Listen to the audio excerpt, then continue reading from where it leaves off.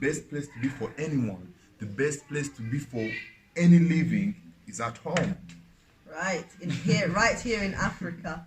No, and the home of the black people is in Africa. So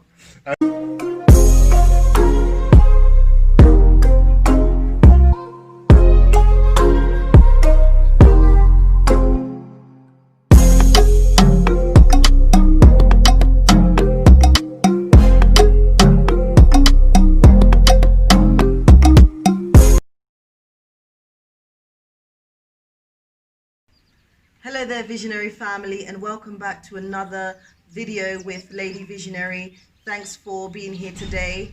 If you're new to the channel, please do go ahead and subscribe to the channel, like, comment, share, all that good stuff. Today, as many of you guys know, I am in Rwanda. It's exciting times to be here. I have the opportunity to speak to an amazing young person who's going to introduce himself in a minute. He's a Rwandan. But yeah, I'll let him introduce himself to you guys. yeah, thank you very much. As I was told, my name is Kerry-Ann Masozera. I'm a Rwandan and I'm also an LAU student, African Leadership University. I study in Rwanda, I also live in Rwanda. I was born in Rwanda.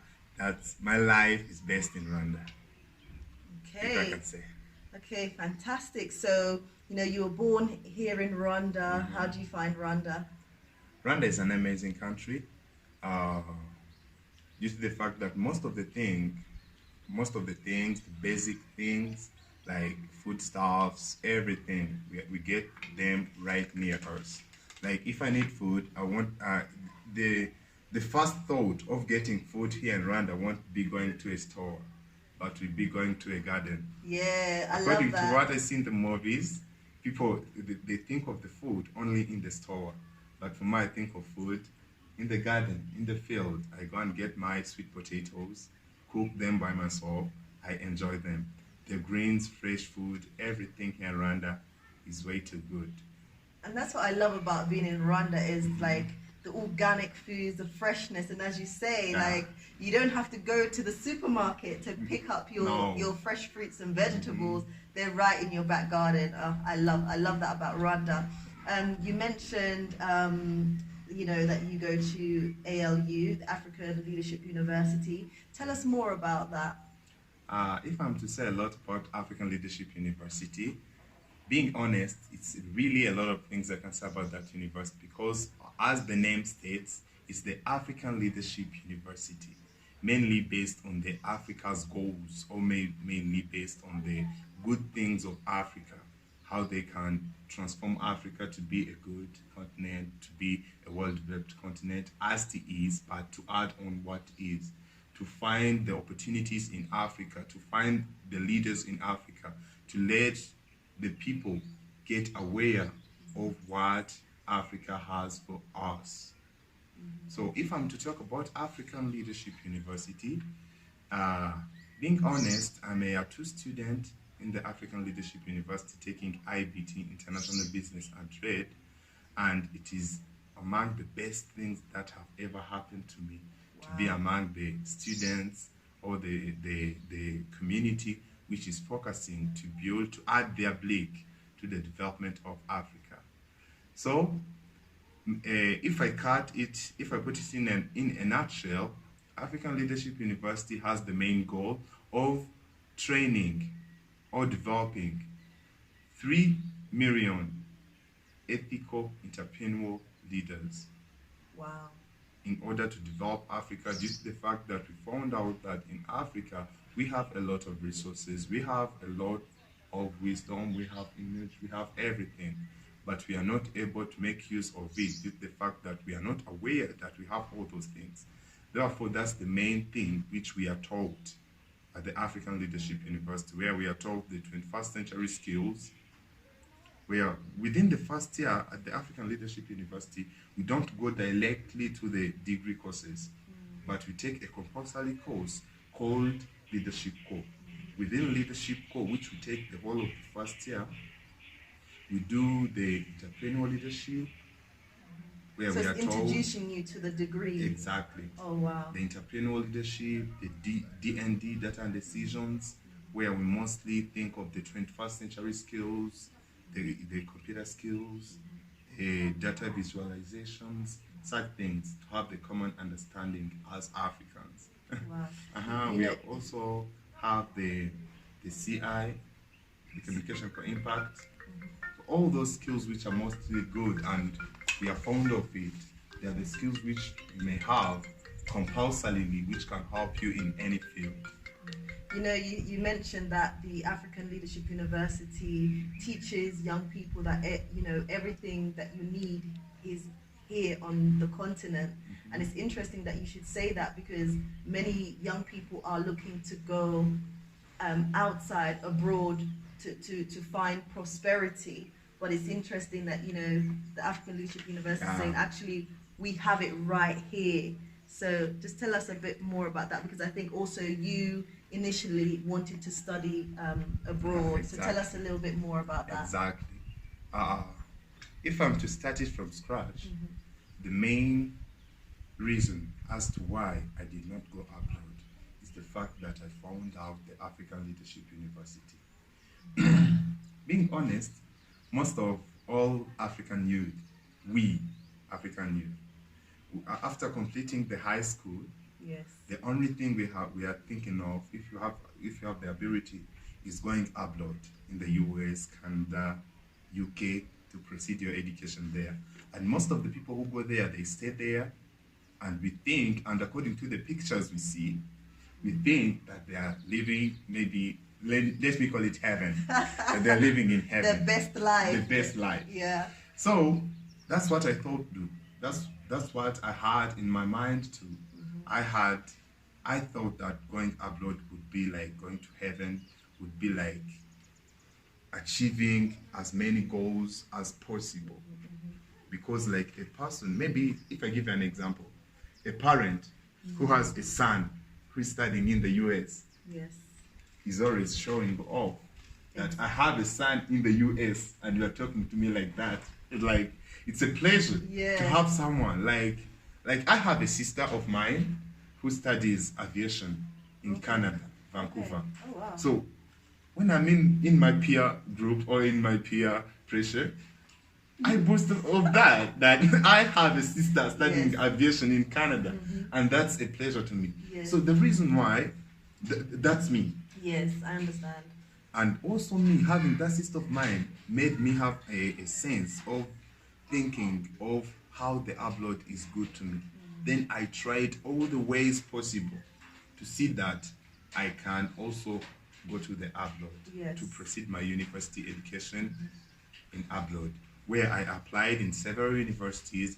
I also got the admission letters. I applied in La Loche in the US. I got an admission there. I applied in a university, St. Francis Xavier in Canada. I got the admission letter. Then I applied for the visa process. I attained everything which I could. I collected all sources, everything. My document was fully packed for me to get a visa to go to Canada, because I knew the process to which my sister had passed through to go there. Therefore, so you were following that similar exactly, process. Exactly. Moreover, I added even more that I could. Yes. I applied for it. I invested all money I had, even my parents, with the help of my parents, my father. Then they denied me a visa, saying that they are not sure if I'm going to come back after the end of my stay. Yes, I understand. I reapplied and for the visa with everything. You know what they ask, the bank statement, the properties of the family, if they are able to pay for you, everything. I provided and everything. Also, I think there's an application fee, is there? Of course. There is the application fee, not only at the school, but also the visa application fee. Exactly. There is this thing, is it the biometrics? Yes, check? Of course. Yeah, everything, checking of the diseases, everything. And check. All of that is not cheap. It's not cheap at all. Yeah, exactly. So I hadn't an idea of applying to a Rwandan university. This is the fact that I thought that now or tomorrow I'm going to go to the abroad. Yeah. I had even already tried to say bye to my friends. Family and friends. Wow, wow. I'm about to go. That's what I had in mind. So at the end of the day, what happened? I applied 3 times to go to Canada. And it didn't They work. denied me a visa. Already saying that they are not sure if I'm going to come back Yes. to my country Yes. at the end of my education. Then I had told you that I had also applied to a university in the US. Okay. Yes. Yeah. Yes, within that process, the process of the US was also on track. Yes. Therefore, I had also got an I-20 of the US. But due to the fact that the Canadian embassy had refused me all those visas, I was discouraged. Okay. And I said that, what am I going to look for in the abroad Yeah. when I'm having Rwanda? Yeah. Why is it so that they're telling me that I'm not going to come back in my beautiful country? So all those rejections made you focus more on your own country. Exactly. And what they could provide for you.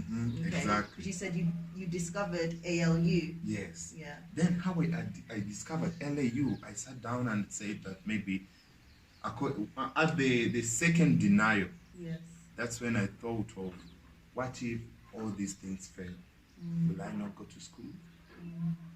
Then I initiated to apply to the African Leadership University. I did it as a joke. I didn't know that I could get an admission letter there, because the process to get an admission letter to LAU was too smart than the one, if I can call it smart. Okay, I understand. I don't know, Yeah, was too yes. smart. Not too hard, but on It was complex. yeah, It was exactly. complex. Yeah. Than the one of the universities of the US, Okay. of the universities of Canada. Oh wow. Yeah. Yeah. Because you had to write a lot of things, the essays, everything. It wasn't costly at all, Yes. but about process, the wisdom, the yes, process yes. it takes was very, very harsh. Yes. Yes. So I applied for it, and on God's mercy, I got an admission to LA. Wow, That's wow. when I forgot of the airport. Yes. Then what made me settle to the fact that even now, if I get a visa to go to the United States, having not completed my education at LAU, being honest, I cannot leave my education at LAU Wow. to go and study in Harvard. Yes. I am being honest. Wow. Wow. The reason why I'm saying that is not the fact that I hate the US. No. It's not the fact that I hate Canada. It's only the fact that I have found good in our own things. Wow. I have found the best for me here. In Rwanda. At least here, I can church with fellow Africans whom we share the same struggle, whom we share the same languages, we share the same skin. Yes. I see Black Lives Matter movements on TV. I have never experienced that in Rwanda. Why should I go in a country where people are going to see me as A threat. As a threat? When you're not. And I'm not at all. Exactly. And You know, I'd God rather, forbid, but you could potentially lose your life. I always see it on TV. Yeah.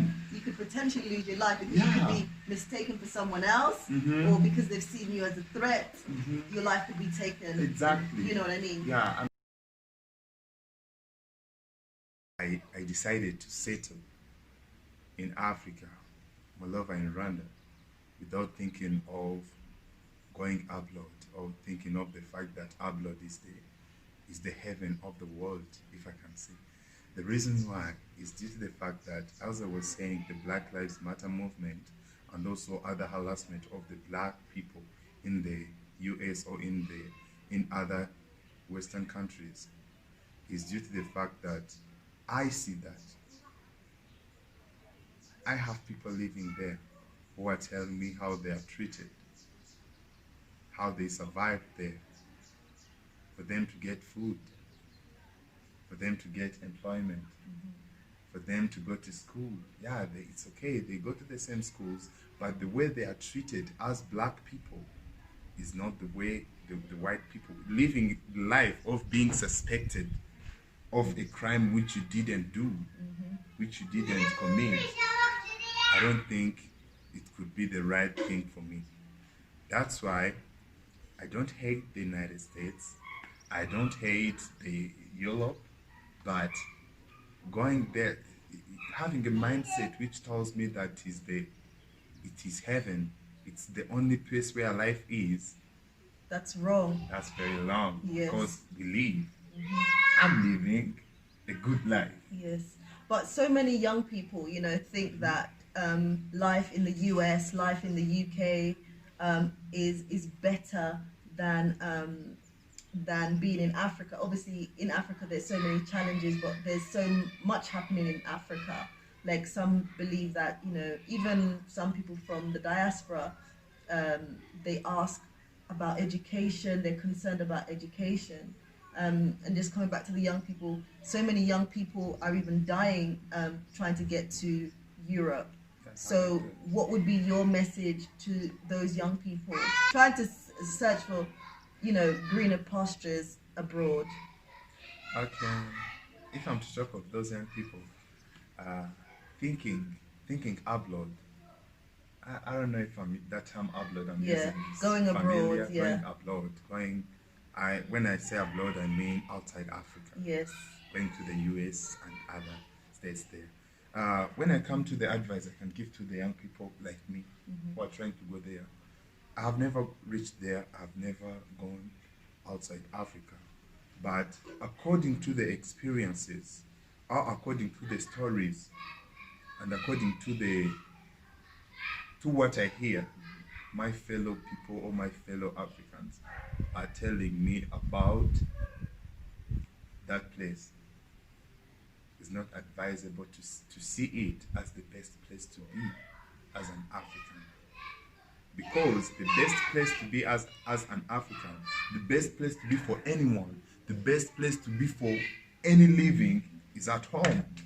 Right, right here in Africa. No, and the home of the black people is in Africa. So, definitely. So the best place to be, not only for people, but the best place to be for a hen, chicken, is at home. The best place to be for a dog is at home. Yes. For a lion, everything, every living thing has where it's best. Therefore, the best place to be for my fellow black people, my fellow Africans, is at home. Not the fact that the US or abroad is not good. Excuse me. It's not good. But the only reason why I'm saying that is the fact that the best place to be is at your home. The reason why I'm saying that is not what is making me say that is because I seeked to go abroad and I was denied due to the fact that I was accused of staying there and not coming back to my country. Which, on the other hand, it's not making sense. How will I leave my family? How will I leave maybe the little properties, the land, which maybe my parents are going to give me, to you. Then go and live in snow? Oh goodness, the sunshine in Africa is absolutely The sunshine is beautiful. good. And according to also the experiences I'm told by people who live abroad, because apart from being a student at African Leadership University, I'm also the receptionist at High Ground Villa. It's a villa in Africa, in Rwanda, Moldova. That's where we are right now. Yes. I'm being the receptionist there. Therefore, I meet many international people from there. And apart from being a receptionist, I also drive them sometimes. Oh wow. I drive them in a car. So, being at There's a conversation. being at ALU and like some of the experiences you're talking about, you're having like with your job, are you more focused about how you can create opportunities here as a young person and how you can contribute to the development of your country? Is that in your mindset? Of course. Yeah. Of course. That's the very mindset I have at all. Because as a person, being honest, there are very many people who invest a lot of money and a lot of resources, if I can say, a lot of power. Yes. To see that they can cross the African borders to go abroad. Yes. I know a big number of people whom you can ask for 5,000 USDs Yes. to go to the United States, and they can give it to you just right away from there. They Yes. can even borrow the money Yes. Yes. for them to reach there. But that's not right, according to me. Of course. Yeah. That's not the right thing to do. That 5,000, I can invest it in my country. I can invest it in my Africa, Yes. where I won't be, where I will be taken as I am, without being neglected, if I can say, without being treated as someone who doesn't have wisdom, without being treated as someone, as a foreigner. Let me say that. Yeah. But another thing which makes me wonder is, why is it so that Africans are not treated well in the Europe or in other white countries, if I can say, whereby on the other side, when whites come to Africa, being honest, they are welcomed as kings. We really treat them like, I've never seen a white person being treated a long way in Africa. Yeah, I see Mainly that, in Rwanda. as you say, like, whites seem to be very welcomed, They're very here in welcomed. Africa. But yeah, basically, blacks don't get that same treatment, that equal treatment. And I guess, that's what That we're really talking helps about. me. Yeah. I'm not about to treat them a long way. Yeah. I'm not about to treat them. I'm not about to not welcome them. Yes. But I'm curious about knowing why. Yeah. Why don't they at least have some empathy? Not all whites treat black people the That long way. Yeah. Mostly, I think even a big number of whites treat the black people as good people. I think, that's what I think. But that small number of them, why don't they like sit down and ask their fellow whites how they are treated here When they in come to Africa. When they come to Yes, Africa, very much welcome. they are welcomed. They are given the privilege, even within our sayings. Like when you do a good thing here in Rwanda, you are given a name of Muzungu. So I don't know that thing of Muzungu. You know if what? know of it. Sometimes I think that even here in Africa, we undermine our own people. Exactly. And so when other people from outside see how badly maybe we treat our own people, that gives them authority to treat us like nothing when we go to the US and when we go to like Europe. So I think part of the challenge is within us as well as black people on the continent. It may be with regards to leadership, not just at the top level, but on every level, in terms of position, how we treat each other. Sometimes people play off that, say, well, you're not treated like this, or they see a particular example and they replicate. So I feel like also as Africans, we need to respect ourselves, respect our people more. Like you say, when the whites come to Africa, you treat them like royalty. We should look at ourselves as royalty as well, and each other as royalty, and demand that respect from each other. And so in the same way, when we go abroad, also demand that equal respect, because the only difference between another person and us is basically the color of the skin. One's white, one's black. When you cut us, both of us were going to bleed. So demanding that equal respect. And sometimes you may find even in a conversation between a white and black, sometimes a black person can be a little bit more timid because they don't feel like they're up there. Why not? Where does that come from? That lack of self-esteem. But I also feel like that is partly ingrained in our history, that telling us Africans that we're nothing good comes out of Africa. So like we kind of believe that. So I think that's playing out in how we are in the world. Yeah, exactly. Adding something to that, I also understand it that way. But it all started from from the beginning, if I can say. Because the main reason as to why we treat the white people how we treat them is that most of the white people whom we see here in Africa, they come helping us. Most of them. Yeah, yeah. So it's like they are missionaries. They bring us Bibles. They bring us the gospel.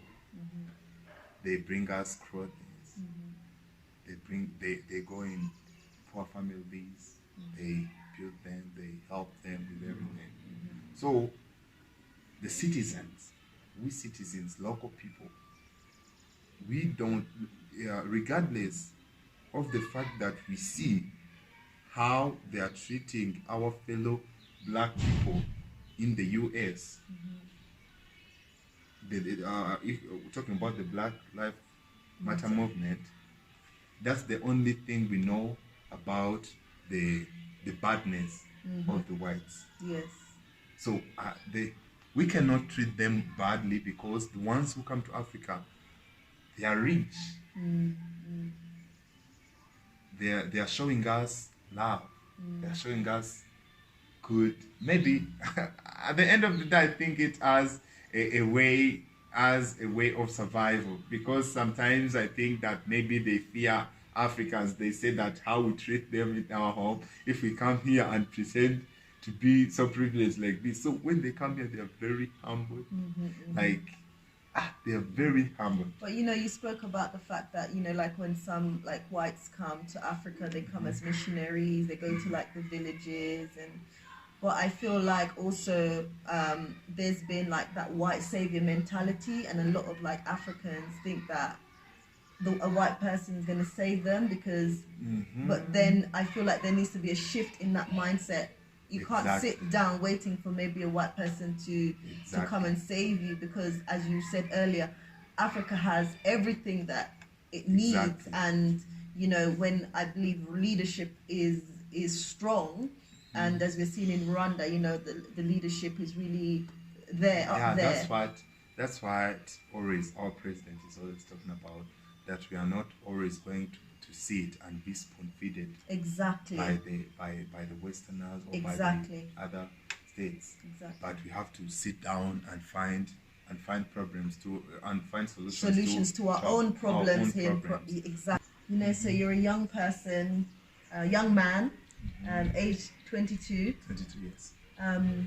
How do you see your future in Africa?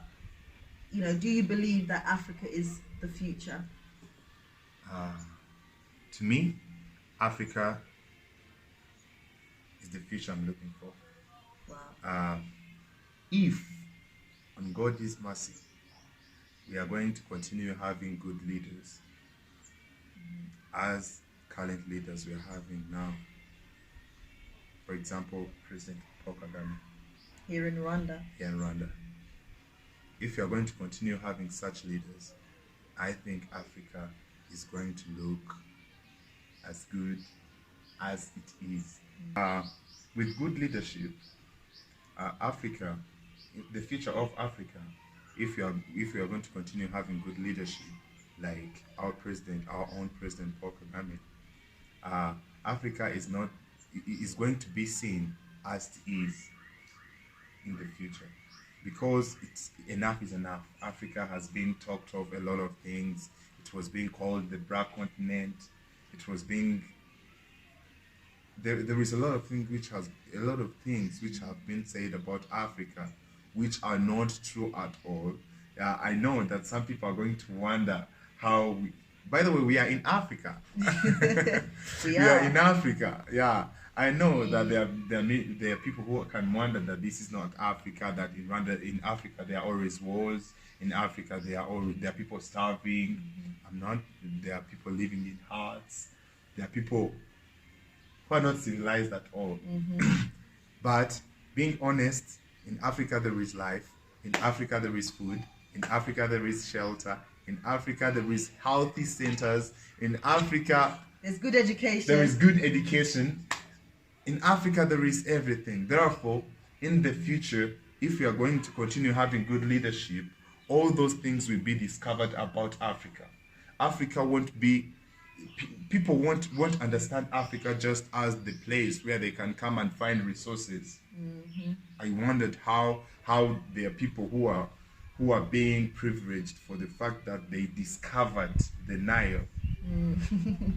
Are they God who created it? I don't know. Maybe. No way. let me not tackle someone. That story's for another day, but I definitely understand what you're saying. Yeah. That this person discovered the Nile.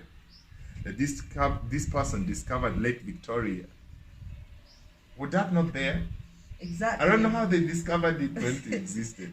So, what I'm talking about is that if you are going to continue having good leadership, all those things will not be discovered. They will be like, we are living that life. We are living, all the truth will come to the forefront. Yes, to the forefront. We shall live in peace as we are living in today. The world will know that in Africa there is peace. In Africa there is all you need for survival. That's right. You heard it from a wonderful young person here in Rwanda who is an up-and-coming leader here in Rwanda. So look out for him because, you know, great things are ahead. I just want to say thank you so much for taking the opportunity to do this interview with me. I really appreciate your input. It's been wonderful. Thank you so much. And I just want to say to my viewers, please do share, comment, and subscribe. Yes, and if you're new to the channel, please do go ahead and subscribe. Must subscribe because so many of you keep coming back and watching the channel and not yet subscribed. So please go ahead and smash that red subscribe button and don't forget to share. Until next time, bye guys. Thank you. Bye.